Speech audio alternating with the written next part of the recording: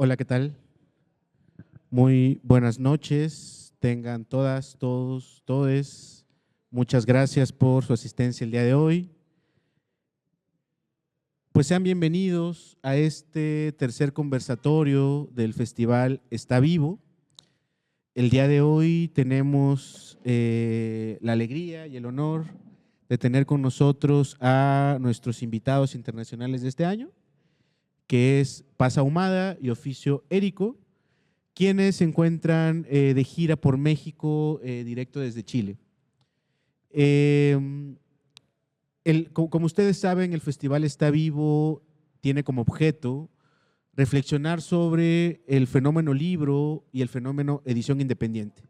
Todo lo que circunda a pues el quehacer, digamos, de los libros, del papel, de la impresión, del texto, de la imagen, que es muy importante el día de hoy en este momento histórico donde el impulso digital, donde el tiempo, la aceleración del tiempo, digamos, nos ha introducido en una vorágine de la cual quizá no nos hemos dado cuenta realmente que estamos en el centro. Y en ese momento el libro, o en este momento el libro surge como ese objeto que nos permite no solo adentrarnos a realidades o a, digamos, universos específicos, sino que también nos llama a la calma, nos llama a estar sentados en un lugar, tomando el libro, leyéndolo. Y en ese sentido, pues, un poco la invitación de este festival es precisamente conversar en torno a estas cualidades que tiene este objeto. Y bueno, pues como el mismo nombre del Está Vivo lo indica, por un lado, pues es una, llamemos, manifestación, una reivindicación de que el libro está vivo y no está muerto, como durante mucho tiempo se ha dicho, pero también que el libro es más que solo este objeto que contiene palabras. Este Está Vivo también hace referencia a esta famosa frase de Mary Shelley, donde cuando Frankenstein, ¿no? Toma vida, está vivo, it's alive, ¿no? Y un poco pensando en que el libro, como lo conocemos hoy en día, el libro expandido, es cruzado y atravesado por una serie de artes distintas, una serie de disciplinas que el día de hoy pues es cómic y arte gráfica y registro urbano también. Entonces, bueno, les voy a presentar a Paz Ahumada, quien es una novelista gráfica, dibujante, pintora, artista, que el día de hoy viene a presentarnos una novela gráfica que es sobre la historia de Ana González, que bueno, ya nos va a contar un poco más Paz, pero es una luchadora social con una historia de vida muy interesante y con una lucha también muy importante de compartir. Y a su lado está Oficio Érico, también, quien es también un artista visual, hace cómic, hace registro urbano, hace graffiti. Entonces es interesante, y bueno, también muralista, lo mismo que Paz. Y también es interesante pensar cómo, digamos, los lugares donde se pueden publicar también pueden ser expandidos a las ciudades, a los muros, a los caminos, ¿no? Como también en ese sentido podríamos extender la palabra libro hasta este tipo de momentos, ¿no? Más bien citadinos. Entonces, bueno, pues son estos dos compañeros que vienen de Chile. Quisiera dejar un poco que ellos nos conversaran un poco más de qué se trata y ellos traen aquí material que van a estar compartiendo, van a estar mostrando y ahora pues nos van a platicar un poquito más de qué trata su trabajo.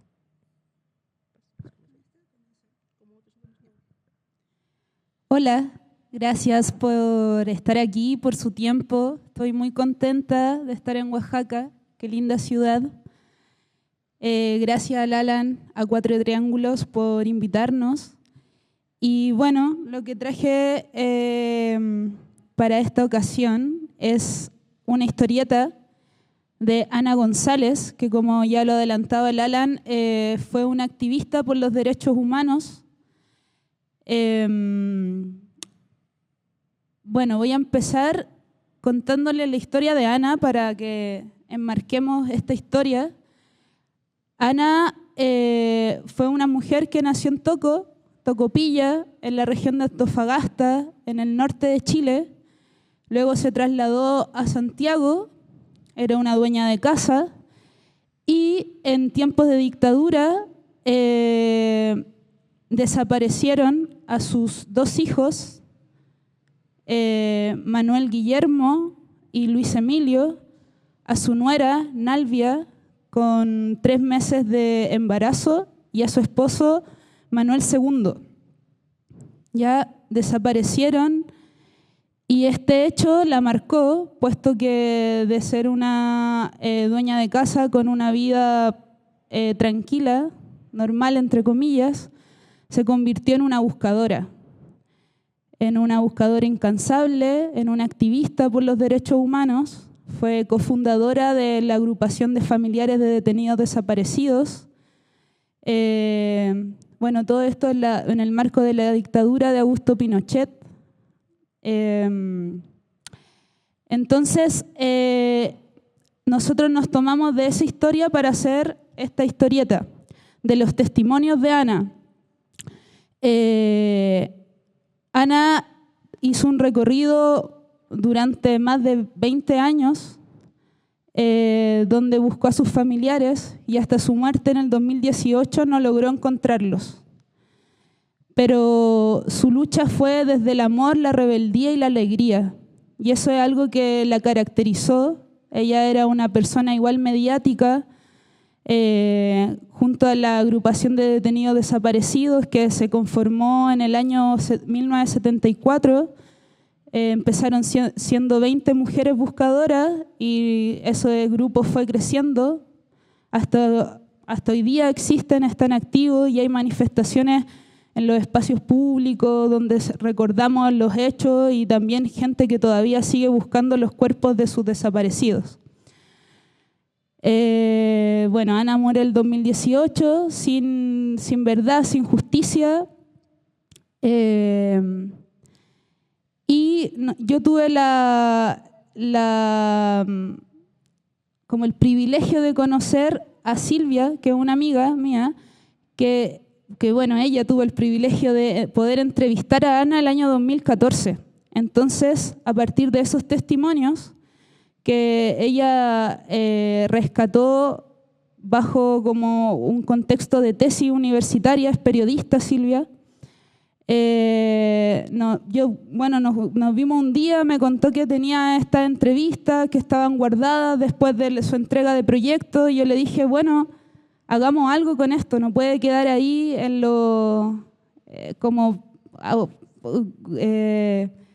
juntando polvo.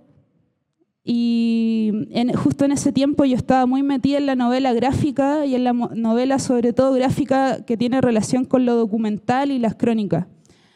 Y le propuse esto a Silvia, y a Silvia le encantó, y empezamos esta aventura de hacer una historieta.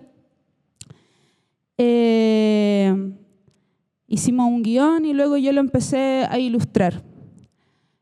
Nunca tuvimos como la certeza de que iba a pasar, pero fue un trabajo que hasta hoy día seguimos mostrando. Lo presentamos el año pasado y nos han invitado a muchos lugares a presentarlo. Hoy día, el otro día me contaba que, ¿cómo se llama el gremio de profesores? El Colegio de Profesores de Chile la va a rescatar y la va a volver a publicar. Nuestra primera impresión fue bajo la editorial Cerro Press, una editorial de Valparaíso. Luego la imprimimos de forma autónoma en una imprenta, y ahora el Colegio de Profesores va a imprimir otro tiraje de la historieta con fines pedagógicos. Creo que la importancia de este proyecto, de esta historieta, es la excusa para poder seguir hablando de la memoria de un país con heridas grandes, con trauma también, pero también con un foco no desde el horror, sino como de la dignidad de la búsqueda de esas mujeres que todavía están en lucha, Y nada, como una excusa para seguir reflexionando en torno al tema. Bueno, ¿qué más puedo contarles sobre la Ana? Por ejemplo, acá en la historieta hay dos manifestaciones importantes que le dio mucha fuerza a la agrupación de detenidos desaparecidos, que eran como las acciones públicas. ¿Qué era eso? Eran performances que hacían estas madres en el espacio público. Una, por ejemplo, que se narra en la historieta, es cuando hicieron una huelga de hambre de 19 días en la CEPAL. Y otra es cuando se encadenaron en el ex Congreso Nacional al frente de los tribunales de justicia, y que eso marcó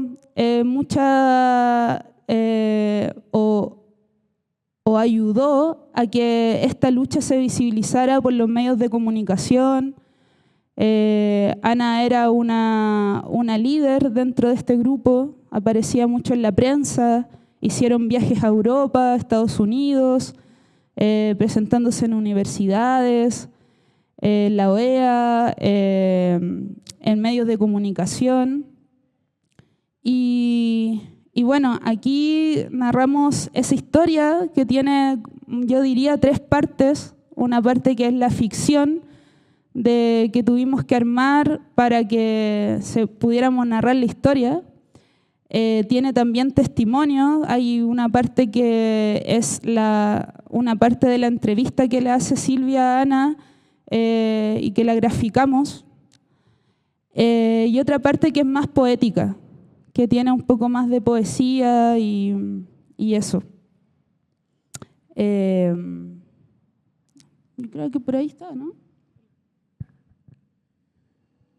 Muchas gracias, Paz. Siempre es interesante pensar que, claro, una de las potencias que tiene el quehacer editorial es precisamente poner sobre la mesa situaciones sobre las cuales hay que recordar, hay que reflexionar. Es muy común, me parece, y es algo que me gusta mucho particularmente de la literatura chilena, que es una literatura que tiene memoria, digamos, que tiene un interés crucial sobre no olvidar las cosas que han ocurrido. Y creo que eso es fundamental para en los pueblos poder no repetir las mismas atrocidades, ¿no? Y en ese sentido creo que el trabajo de Paz Ahumada se circunscribe de forma muy eficiente en este quehacer. Y que, por cierto, me gusta mucho el nombre de Instagram, Paz con Nadie, que creo que reproduce muy bien el quehacer de mantenerse constantemente en tensión, ¿no? Y bueno, como segundo momento vamos a hablar con Oficio Érico, quien es les decía, artista visual,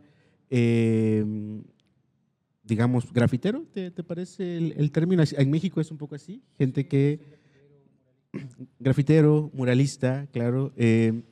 Entonces, bueno, el día de hoy nos va a platicar Oficio de su proyecto editorial, bueno, que en este caso es un proyecto, digamos, de revista, un proyecto bien interesante que se llama Calígrafo, que tiene que ver precisamente con registro urbano y principalmente y fundamentalmente con escritura, que es algo muy, muy interesante. Amigo.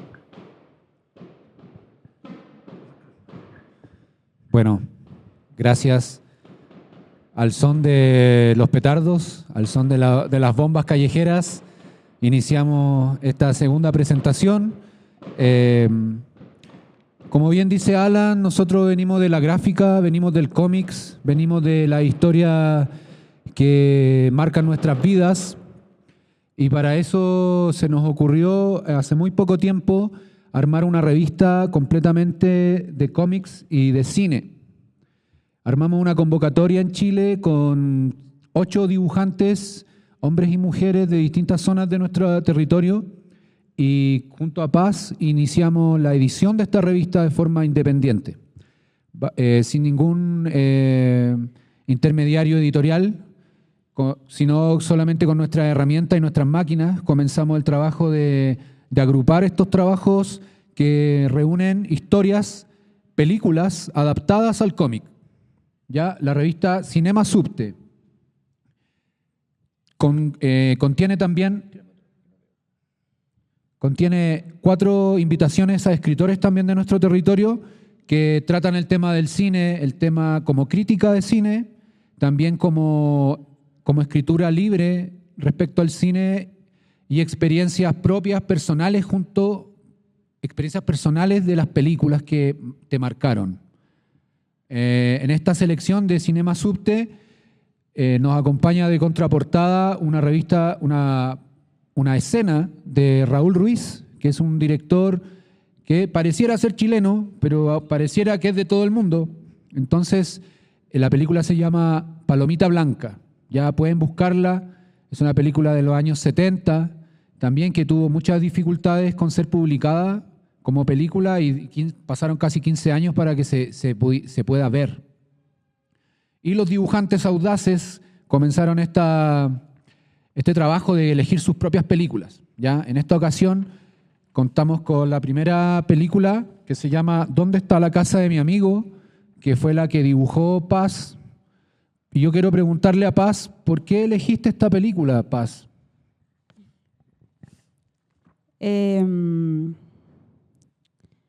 Bueno, esta película habla sobre la infancia y sobre cómo la infancia en relación con la adultez, con este mundo centrado en el adulto, no tiene un espacio tan claro y muchas veces incomprendida. Es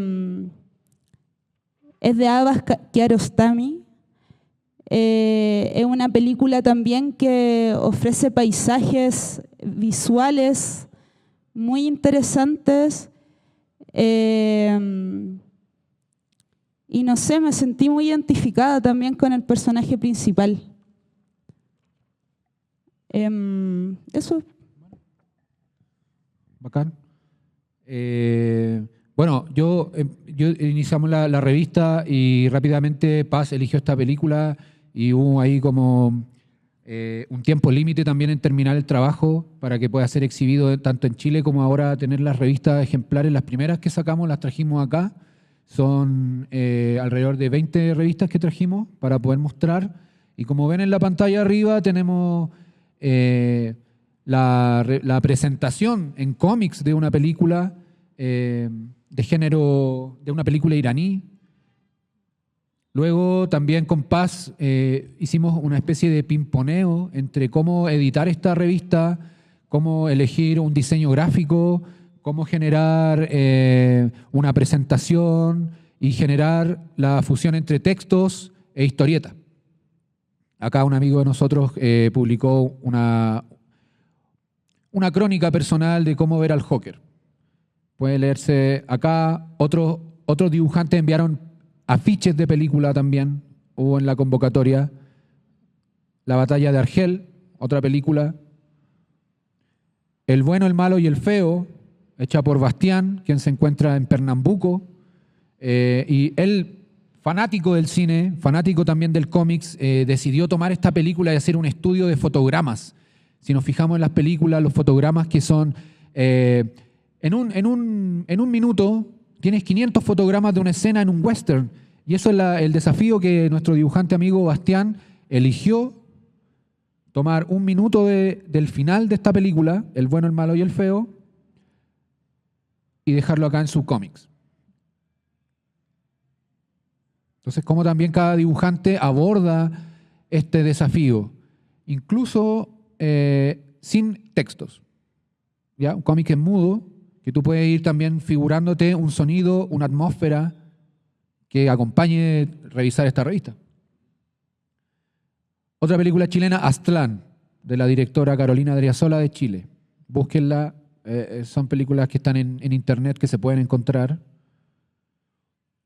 Akira, simbolismo y reflexiones comparativas.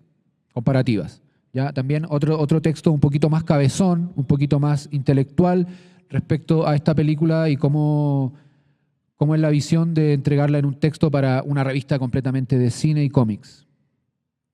Bueno, y a mí me tocó dibujar, que una película que quería hace muchos años dibujar y se me dio ahora la oportunidad de hacerlo, Aguirre la cólera de Dios, de Herzog. ¿Ya?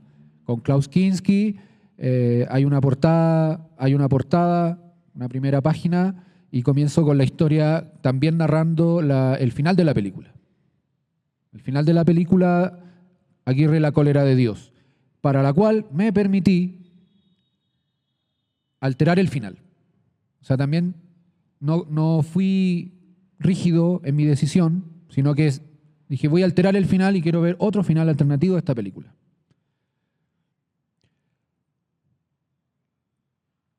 Acá vemos como Herzog y Kinski están luchando por grabar el final de esta película, donde el director le dice a Kinski, ahora te das vuelta ahí, y el actor lo increpa y le dice, no me des direcciones de teatro, no lo soporto, yo puedo hacerlo solo, ¿por qué no actúas tú? No sé si han visto, conocen la historia, pero estos personajes eran muy, muy, muy especiales. Y voy a dejarlo hasta ahí para que... Mi enemigo íntimo.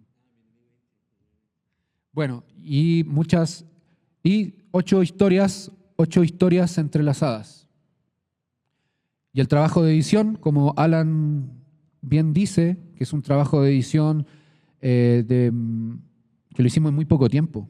Lo hicimos en muy poco tiempo, en 4 días teníamos ya la maqueta lista de esta revista y la llevamos a impresión inmediatamente y ya está circulando. ¿Ya? Así que esa es la revista Cinema Subte, presentada acá, que es una colaboración entre Paz y quien le habla respecto al cómics, en las narraciones gráficas.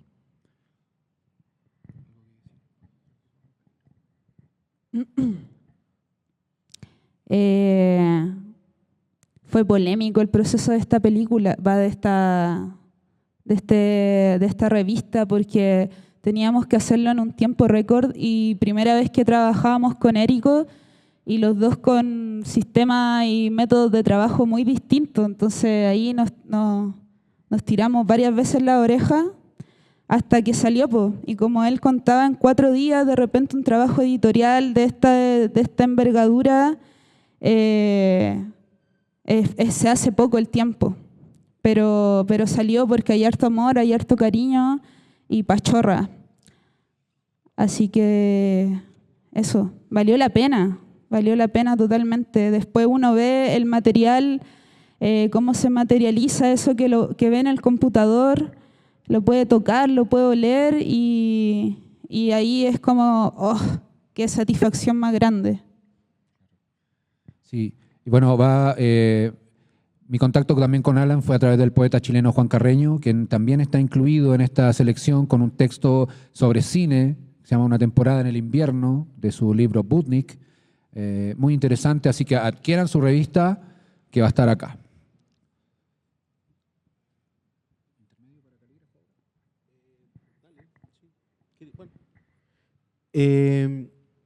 Pues sí, excelente. Muchas gracias, compañeros.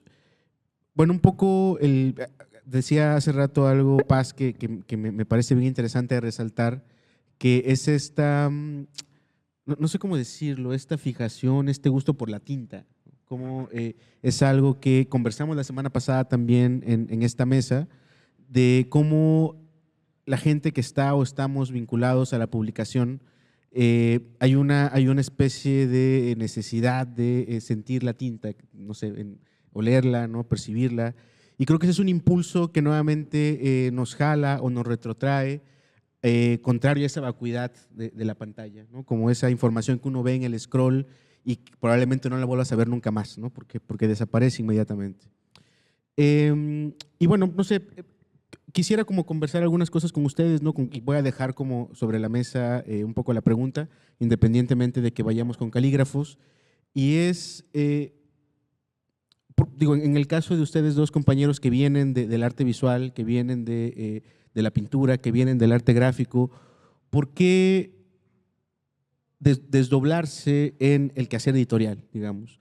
¿Por qué en lugar de pintar óleos, en lugar de hacer grabados, hacer revistas, hacer novelas? ¿Cómo es el proceso de pasar de la composición estrictamente visual a este objeto que es un objeto editorial? Lo dejo sobre la mesa y si quieres pasamos al siguiente.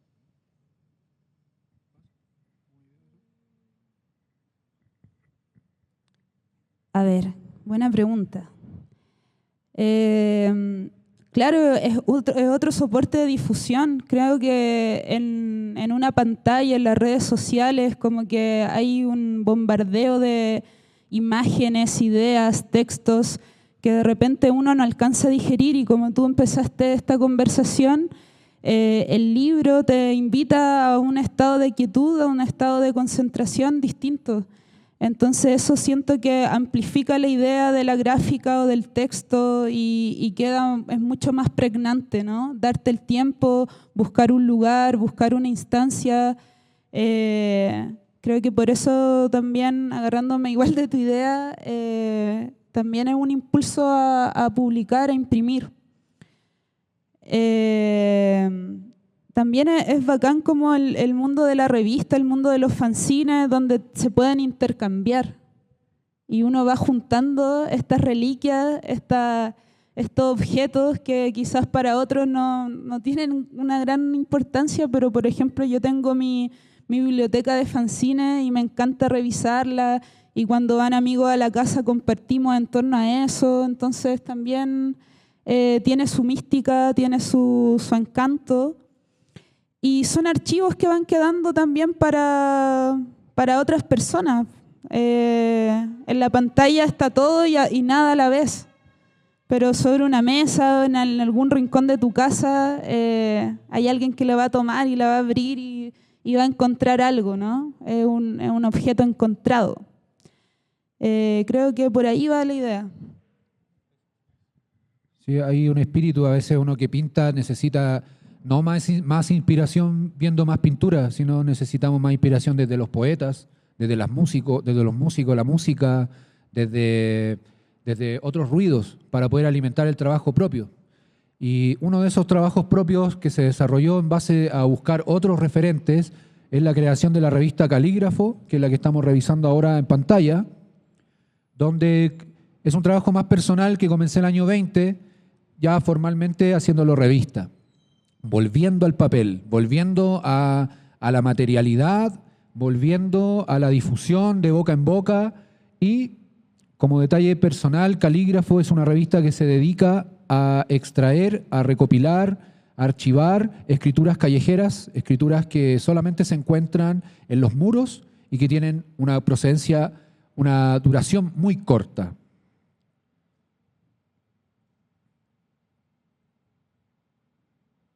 Estamos viendo la página de Calígrafo, que es la número 1. Ya, me dedico principalmente...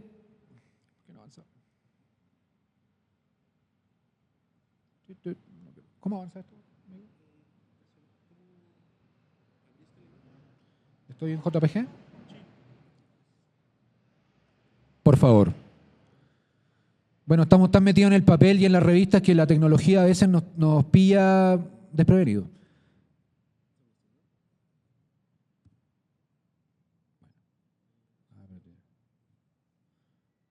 ¿Cómo le doy para abajo? No. Bueno, de muy chico me empecé a fijar que en las calles estaban escritas, que había muchos grafitis, que había mucha escritura en las calles, que los postes de luz estaban pintados con los equipos de fútbol, y eso me llamó profundamente la atención cuando tenía más o menos 6 años. Y siempre preguntaba a los adultos, y los adultos siempre me decían que eso era suciedad. Cuando fui creciendo, entré como a la historia y a la cultura del graffiti, y empecé a darme cuenta que había mucha gente que estaba detrás de esto con una fijación de llenar todos los espacios de escritura de nombres, de consignas, de slogans.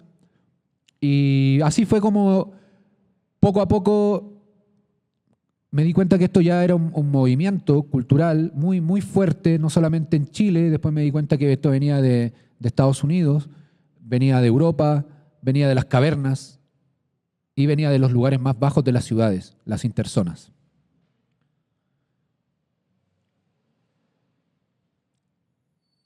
La escritura estuvo presente en todos los lugares de alguna u otra forma, pasando no como obras artísticas ni como con autores reconocidos, sino con personas anónimas que deseaban escribir algo y deseaban dar algún mensaje, alguna escritura. Entonces la revista Calígrafo dijimos, vamos a hacer esto y vamos a recopilar toda la información posible que encontramos. Y fue así como empecé a darme cuenta que en los años 1800 también escribían los vagabundos, escribían en los trenes, escribían signos para darse señales de ruta en las ciudades. Uno de los más conocidos es Kilroy Was Here, quien es una caricatura que apareció en muchos lugares e incluso apareció en el cine porque ya era demasiada era demasiadas las apariciones que tenía esta escritura en Europa, en Estados Unidos. Alguien la tomó, alguien la copió, alguien la siguió haciendo.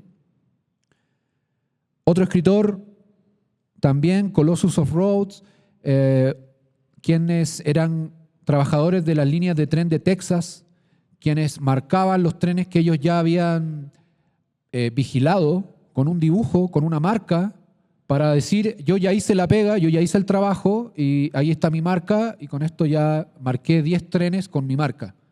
Entonces me fui dando cuenta que los grafitis tenían funciones específicas. Otro caso que me encontré de los años 1800 en Austria, Kislak, quien es un diplomático austriaco que se caracterizó por marcar piedras y edificios emblemáticos donde él visitaba. Pueden rastrearlo, ¿ya? Kislak. Aquí vemos fotografías de la cultura de los trenes, gente que vivía en los trenes a principios del siglo XX, quienes vivían en trenes, vivían en vagones viajando y obviamente se generaba un diálogo en el muro. Facebook ocupa la misma forma cuando te dice escríbeme en el muro, ¿cierto? Te dice escríbeme en el muro. El muro es la escritura.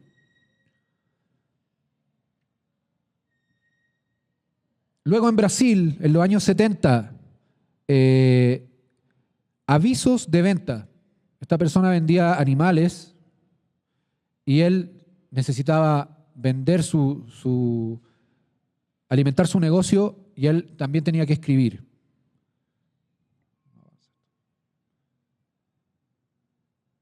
Trenes, cultura vagabunda. Los vagabundos y los escritores de los barrios bajos, más bajos de las ciudades, son los que más escritura tienen en los muros, tanto sea como poesía o como frases o hasta su nombre.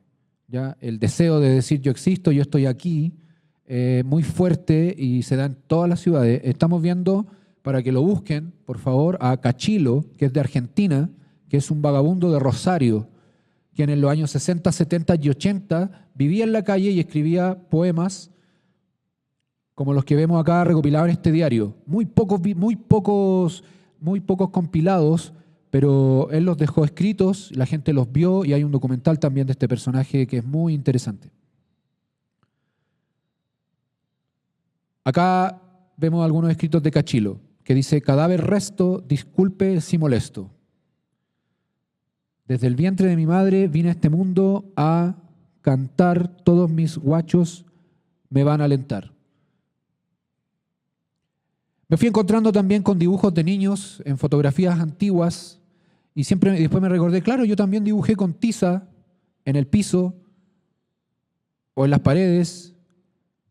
Algunas personas lo hacen con mucho más estilo, con más estética, otros lo hacen solamente con las ganas. Y ahí tenemos fotografías infinitas de este movimiento. Escritura en los árboles. No sé si alguien ha visto el alerce blanco, acá no sé cómo se llama, o si hay otro tipo de árboles que también están escritos, están tallados, es una talla. Y acá también se genera un conflicto en que mucha gente defiende la naturaleza y dice, no, los árboles no se pueden rayar. Otros dicen que sí, con fines rituales, con fines mágicos. El cuerpo se puede tatuar o no. Otros dicen que el cuerpo es un templo, que no se puede ensuciar. Alertas, también alertas, mensajes de alerta, mensajes de amor. O sea, el soporte lo aguanta todo. Y fue como también saqué la revista Calígrafo Especial, Escritura de Piso, que es una escritura que se encuentra en el cemento de las ciudades. ¿Ya? Ahí estuvimos buscando estos rayados, estos tallados, ¿ya? Y me pasé por varias ciudades buscando estos escritos y encontré mucho, y acá también he encontrado, y espero sacar un especial México, que tiene una escritura muy bonita y son uno de los pocos lugares, junto con Argentina y Bolivia, me atrevería a decir, que tienen mucha escritura de rótulos, de publicidad, de negocios. Ya eso en Chile ya no se ve. ¿Ya? En Chile solo se ve el neón, solo se ve los plásticos impresos, y entonces ya hay muy poca manufactura artesanal y de oficio. Y la revista que estamos presentando ahora es la revista de Óscar Lucero, quien es un personaje que vamos a presentar ahora para terminar esta presentación de nuestras publicaciones. Óscar Lucero es considerado el poeta de los muros de la población La Legua. La población La Legua es una de las primeras tomas de la ciudad de Santiago de los años 40, que hoy en día es uno de los sectores rojos de la capital. ¿Ya? Es un sector de la periferia, muy oculto, muy estigmatizado, pero donde se ha incubado el espíritu de la poesía escrita en muro. Vamos a revisar por qué. Este es un escrito de Óscar Lucero encontrado en un plástico, encontrado en un descampado por un amigo de nosotros, quien llegó con esto al taller y dijo, mira lo que encontré. Y bueno, paso a leer la historia, qué es lo que escribió Óscar Lucero. ¿Ok? Hola, mi nombre es Óscar Lucero y les tengo una pregunta. ¿Ustedes han visto algo así? Esto me pasó en un almacén de la población La Legua un día lunes 23 de mayo, año 2002. Cuando yo entré a este almacén eran como las 9:30 de la mañana y el dueño del almacén tenía 2 lunares en la cara. Si se fijan, la escritura está como hablada, no está escrita con una gramática. Él está inventando su propia habla. Yo cuando me fui del almacén, el dueño del almacén y sus 2 lunares me quedaron en la mente y yo no anduve tranquilo durante todo el día pensando en estos 2 lunares. Así que volví al almacén el mismo día lunes 23 de mayo, pero esta vez eran como las 7 de la tarde y el dueño del almacén no tenía los 2 lunares que yo le había visto en la mañana. Yo cuando al dueño del almacén le pregunté de los 2 lunares que yo le había visto en la mañana, él me respondió golpeando el mesón, diciéndome que me dejara de hablar weá, porque él no estuvo en toda la mañana y de que recién había llegado al almacén para atender. Mi nombre ya está escrito. Yo reconozco que pude haberme equivocado en haberle visto 2 lunares, pero con la respuesta que me salió. Esto lo escribí en el año 2013, faltando poco para el año 2014. O sea, esa es la escritura de Óscar Lucero, una persona que imagina y que inventa, o que quizás realmente vio a esta persona, y es su testimonio. Acá hay otros escritos también de Óscar que son en muralla, escritos con brochas, escritos con látex, con pintura al agua en la ciudad. Hay una repetición también de casi profética cuando habla de los demonios, cuando habla de la marca de la bestia.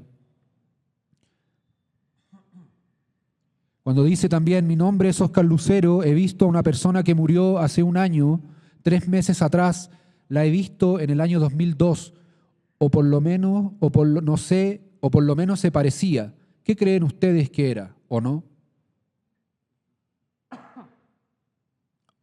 Cuando la escritura también te invita a responder, es muy importante. A veces los libros ya están cerrados y no hay una respuesta del público. Entonces en el muro está la opción de que tú puedas también responder y alguien abajo le escribió no.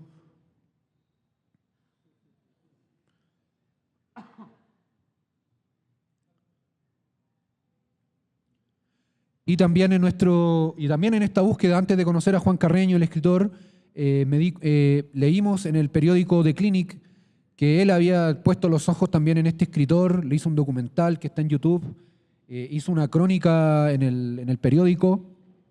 Nosotros dijimos, wow, aquí está pasando algo importante porque se está poniendo en valor a un escritor que no se da el valor a sí mismo como tal, porque cuando le decíamos que él era el poeta de la legua, él no se enojaba incluso, era muy agresivo, muy violento y no aceptaba como esas categorías.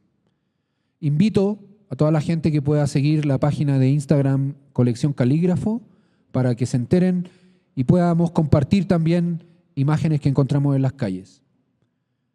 Eso sería, y también esperamos algunas preguntas o dudas.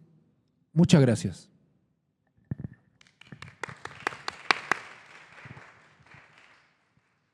Muchas gracias, Paz, Érico.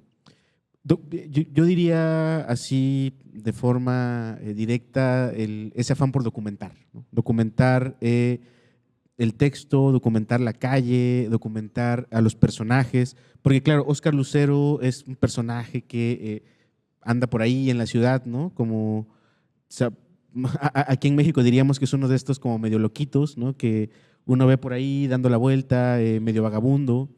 Y escribe en la calle, ¿no? Escribe esta retahíla de mi nombre es Óscar Lucero, ¿no? Y esta, si mal no recuerdo, un par de historias, ¿no? Esta de que escuchó agua y se movió y entonces le iba a caer encima como una especie de ladrillo, ¿no? Y como si algo lo hubiera alertado, ¿no? Y yo no sé, una de las rodillas, ¿no? Que tiene operación. Como, claro, como en esta, nosotros diríamos fantasía, ¿no? No sabemos si es así, pero es interesante ver cómo estos personajes, estos sujetos que de alguna forma deambulan en el margen, deambulan en estas zonas más oscurecidas de las ciudades, también son un reflejo, también hacen una crónica de una realidad, que en este caso pues es una realidad, digamos, más oculta, ¿no? Les recomiendo mucho este documental, es muy interesante, sobre Óscar Lucero. Y en general, bueno, el trabajo tanto de Paz como de Érico, que tiene mucho que ver, nuevamente repito, con la documentación, con poner en papel, poner al frente aquellas cosas que usualmente pasamos de largo, ¿no? Como en el caso de la historia de Ana González, como en el caso de estos personajes que se mimetizan entre las sombras de las ciudades y que de alguna forma también forman parte de una cultura que decía hace rato Érico, de la interzona, ¿no? Este concepto acuñado por William Burroughs en esta famosa novela de Naked Lunch, donde habla pues precisamente de estas zonas marginales en las ciudades que en Santiago es algo muy, digamos, un concepto que se ha trabajado, ¿no? Que es en este caso neozona, ¿no? La neozona, que tiene que ver justo con estas zonas marginales, con estos lugares donde está el intersticio, diría yo, incluso entre civilización y, no diría salvajismo, pero aquello otro, ¿no? La otredad, lo otro, y cómo esto se puede llegar a documentar y cómo hay un valor específico en estos quehaceres. Y bueno, pues como dice Érico, sería interesante también, decimos que estas conversaciones no están acabadas si no existe como un diálogo más bien horizontal. Entonces, invitarles a si alguien tiene algún comentario o pregunta.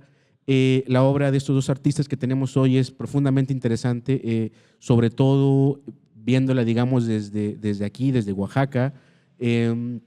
Digamos, este intercambio de artistas, en este caso Paz y Érico, que vienen a Oaxaca, nos muestran también unas perspectivas, llamemos nuevas, novedosas, a las cuales no estamos como tan acostumbrados y no somos tan cercanos, ¿no? Entonces, no sé, comentarios, dudas. Por favor, compañero.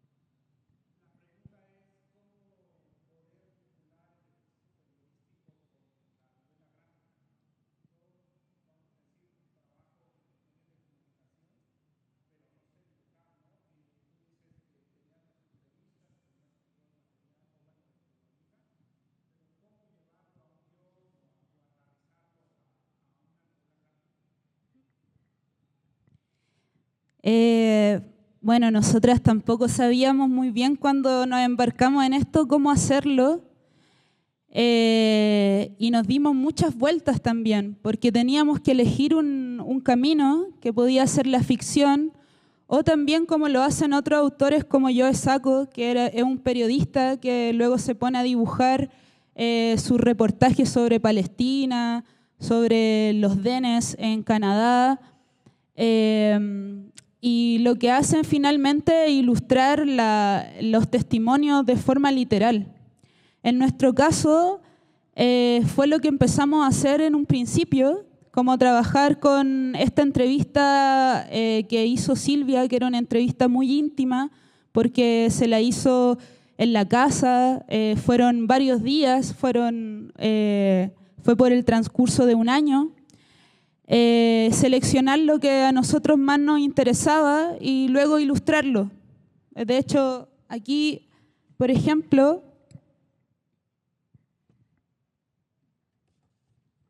podemos ver que está Ana contando la historia desde una mesa, que era la mesa donde Silvia la entrevistaba.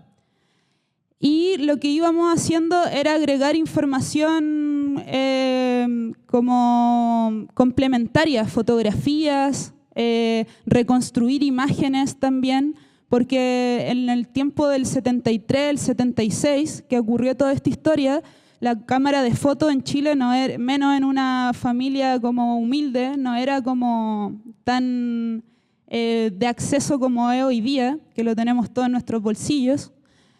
Entonces también empezamos a reconstruir esas imágenes que Ana iba relatando, esas escenas que Ana iba relatando, y al final se lo mostramos a una amiga que es más del lado de la literatura y nos dijo, pucha, esto le falta poesía. Y ahí nos fuimos por otro carril y decidimos como ficcionar una parte, que es la parte del principio de esta historieta, hacer que Chibi entrara como un personaje. Creamos una ficción y también le metimos por ahí poesía para que también esta historia que era tan de violencia y horror no se sintiera tan repulsiva, porque también bueno, es una discusión que todavía mantengo con el Eric. Hoy día hablamos de eso, cómo hablar de la memoria política, del horror de una dictadura, sin mostrar los cadáveres, sin mostrar las fosas comunes, que eso ya lo hemos visto mucho en Chile, como decía el Alan, esto de hablar de la memoria en Chile es un tema recurrente. Entonces así fuimos armando este Frankenstein, este puzzle, hasta que parimos a Ana en esos tres como líneas. Pero yo creo que cada dibujante, cada autor va a poder elegir donde se sienta más cómodo también.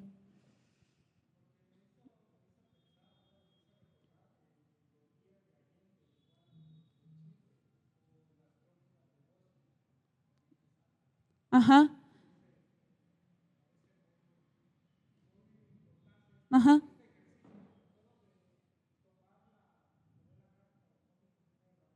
Uh-huh. Sí, nosotros teníamos referentes también como Rupay, que habla del conflicto armado interno del Perú. Teníamos a Joe Sacco, que también escribió una novela que leímos con Chibi sobre Palestina, que él hace eso más, él se dibuja a sí mismo entrevistando gente, por ejemplo. También teníamos Persépolis o Maús, que también trata un poco de contar esta historia desde la entrevista, un hijo entrevistando a su papá, en el caso de Maús. Entonces eso es un juego igual de experimentación, para mí fue un poco eso, es la primera vez que me hacía una historieta como de largo aliento, tiene 68 páginas la novela de Ana, y fuimos ahí tratando de buscar nuestra propia identidad dentro de la narración.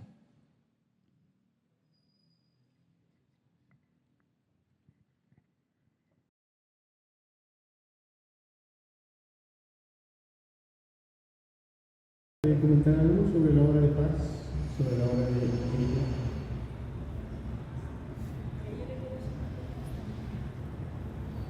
Érico, ¿por qué es importante registrar, rescatar, recopilar estos escritos que aparentemente pasan de ser percibidos para muchos en la calle, que se borran con facilidad, que sus autores muchas veces son desconocidos. ¿En qué te proyectáis tú cuando estáis haciendo esta recopilación? A veces tiene que ver con un espíritu medio aventurero y a veces tiene que ver también con, como dijo un poeta chileno de apellido Telier, Jorge Telier, dice que el poeta es el guardián de todo lo que desaparece. Después alguien apareció y dijo, el pintor es el guardián de todo lo que va a venir, o sea, lo que no está creado. Y yo me sitúo más o menos en esas dos partes como para decir, bueno, esto va a desaparecer, pero también viene algo más.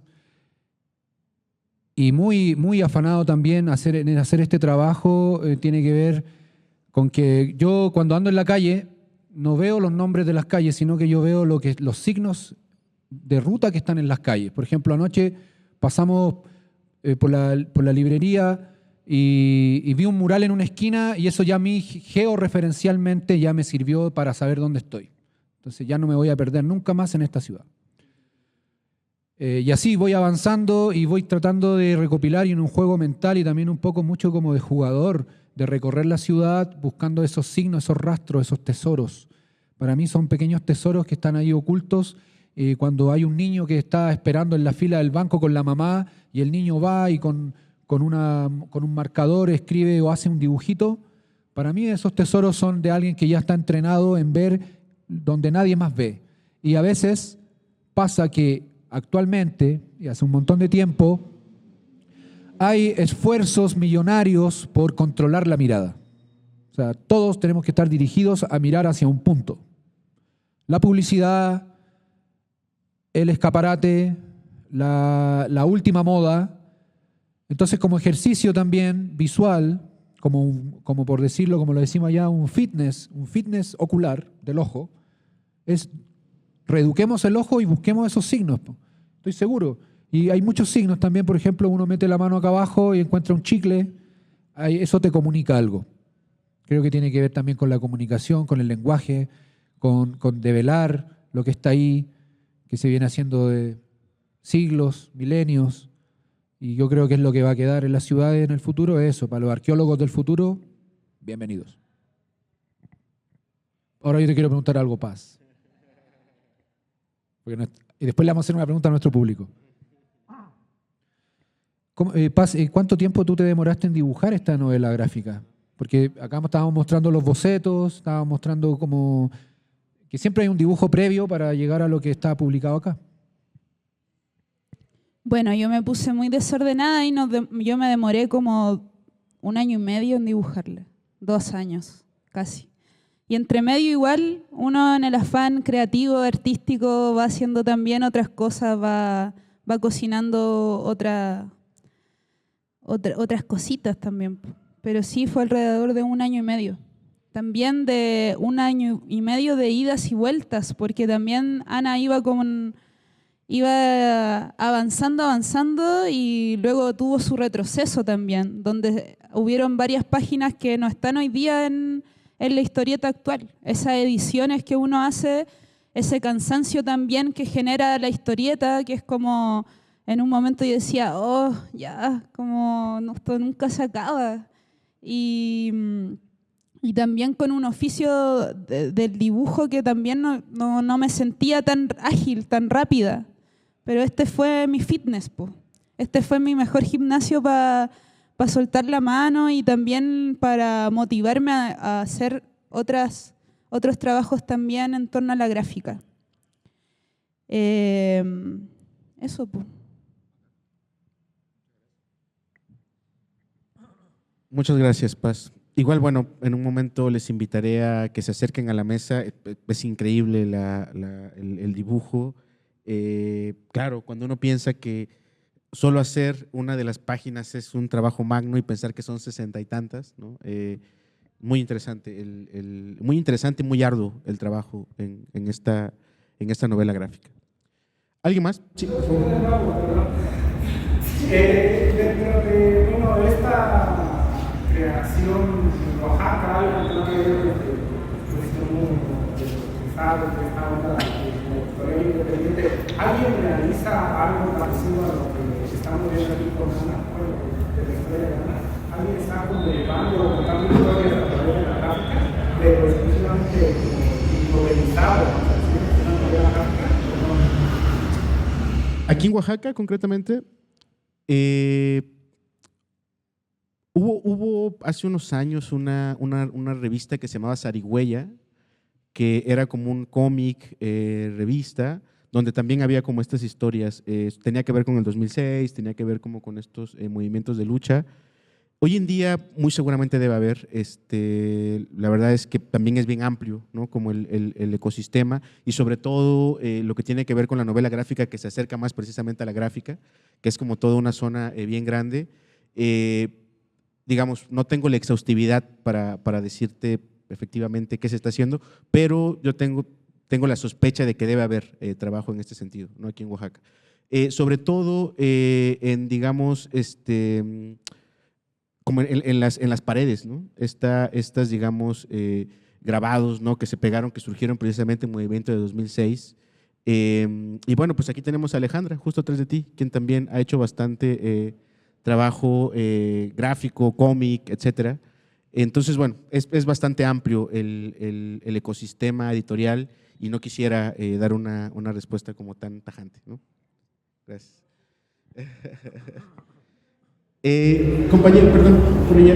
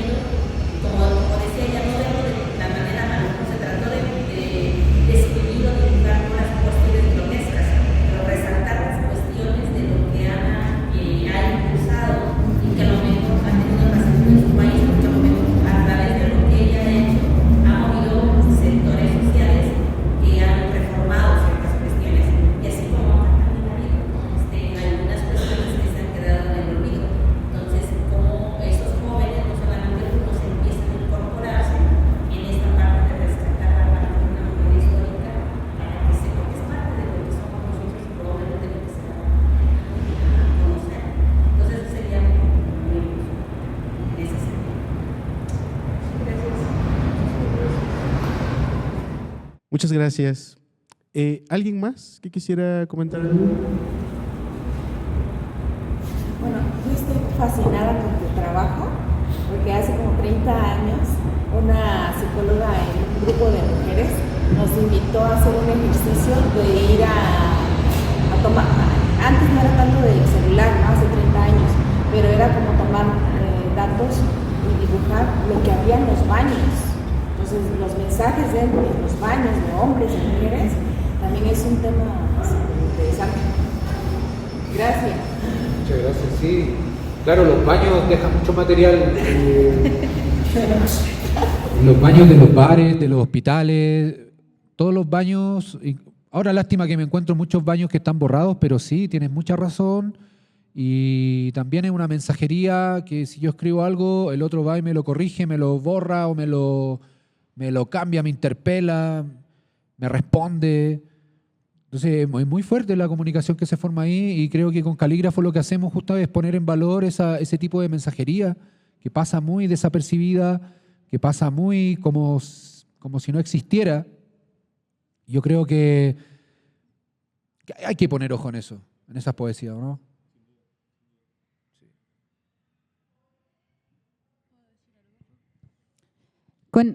Y hay una, bueno, digo este paréntesis. Con el Érico llegamos a México y Érico ha estado también muy metido en las iglesias. Yo lo he acompañado y hemos encontrado también muchos rayados en los bancos de la iglesia. Satánicos, incluso algunos mensajes. Y eso también me llama mucho. Y lo de los baños, claro.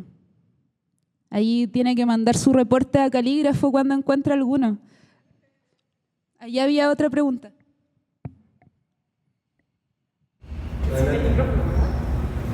Sí, como para que lo cante yo, porque luego me va a cantar.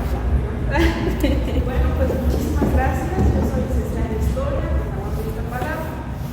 Yo lo único que me gustaría comentar o decir es que, bueno, al menos desde mi punto de vista, yo creo que es muy importante, yo creo que también de mis compañeros que yo creo que están desde la UAM, como hacer este tipo de historia que no es tan convencional, no, dentro de la academia no es convencional, pero yo creo que es la historia oral y la historia social, porque dentro de la historia, por ejemplo, nosotros no tenemos tanto como esa cuestión de la prontitud que sí se tiene en la crónica, que se tiene en los periódicos, en las revistas. En cambio, cuando nosotros tomamos periodos obviamente ya de unos 70, 100 años antes de nuestro presente. Entonces, para nosotros creo que va a ser muy interesante poder analizar esta enorme cantidad de datos, porque sí es enorme, ¿no? La cantidad de datos y sobre todo, pues, es como una especie de datos que tienen que ser procesados, no solamente que pasado, el presente y el futuro, sino porque están vivos todavía y tenemos que dar esa fuerza, esa vitalidad, a pesar de ser personas que a lo mejor hagamos esto, historia social, historia política, historia económica, historia oral. Y creo que sí va a ser muy interesante, a pesar de cómo lo ven en la historia, cómo lo van a ver en el futuro, cómo van a ver las personas, todo lo que les estamos enseñando. Entonces, pues gracias por compartir tu parte y muy interesante su trabajo también. Yo creo que hay que checar. Muchas gracias. Bueno, siguen haciendo lo que hacen. Gracias. Gracias. Bien, muchísimas gracias a todas, todos, todes por su asistencia, también por su generosidad al comentar y preguntar. Quisiera agradecer también muchísimo, como cada fin de semana, a la Biblioteca Nestrosa por su apertura, el apoyo, concretamente a mis amigos Freddy, Cheike, su labor es, digamos, invaluable para que esto pueda ocurrir. Y agradecerles mucho, invitarles, tenemos unos minutitos más para que se acerquen, aquí está el material, realmente vale la pena que lo vean de cerca. Ellos vienen viajando ahora con material también en venta, entonces está hoy a la venta. Van a estar mañana también en la feria del Está Vivo, que se va a desarrollar en Morelos 1309, en Estación Morelos, junto con varias editoriales independientes, algunas de ellas ya las hemos tenido aquí la semana pasada, editoriales de literatura, de arte visual, de fanzine, de libro de artista. Va a haber también ese día un programa de presentaciones editoriales, va a haber slam de poesía, va a haber música, va a haber stands de comida. Entonces, bueno, el día de mañana van a estar nuestros invitados especiales también realizando actividades, firmando libros. Entonces, bueno, pues tratamos de organizar una fiesta de la editorial, de la edición independiente el día de mañana. Así que invitarles a todas, a todos. Y pues por el día de hoy cerraríamos esta conversación e invitarles a acercarse a la mesa también. Y hay agüitas por acá, entonces para refrescar la noche, que ya está bastante fresca. Pero bueno, para hidratarnos un poquito. Muchas gracias y muy buenas noches.